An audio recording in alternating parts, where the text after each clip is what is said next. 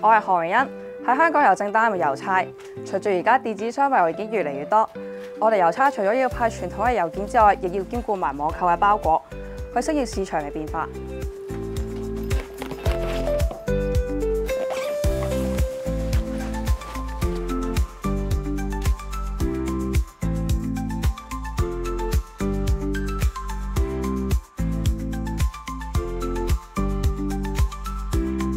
每日大概10點鐘，我就會由九龍灣派遞局出發，去到所屬區域派件。一個郵袋除咗裝滿信，仲有近年盛行嘅網購郵包，可以重成16公斤㗎。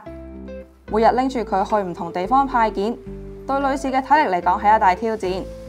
不過經過鍛鍊同埋用手推車，仲有郵袋補給箱，我哋就可以更安全有效咁完成派遞工作。我認為郵差呢份工作係充滿咗意義同埋成就感。唔該，我哋每一日都有機會接觸到唔同嘅人，成為社區嘅一部分。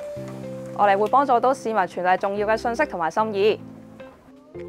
記得有一次，有位市民好心急咁問我，等極都收唔到佢外國朋友寄俾佢嘅明信片。返到派遞局之後，我主動同上司講返呢一件事，亦都揾埋其他同事一齊幫手揾呢一張明信片，最後成功揾得返。發現到呢一張明信片因為收件地址唔完整而派唔出，我親自送返去市民手上面，佢非常感激我哋，因為呢一張明信片係承載住佢朋友嘅心意。呢一刻我感受到，我哋派遞嘅唔單止係一張明信片，仲要人與人之間嘅情感，作為佢哋重要嘅橋樑，我覺得好有滿足感。所以郵差呢一份工作，不論性別，只要有熱誠同埋責任感，你都可以喺呢度揾到屬於自己嘅舞台。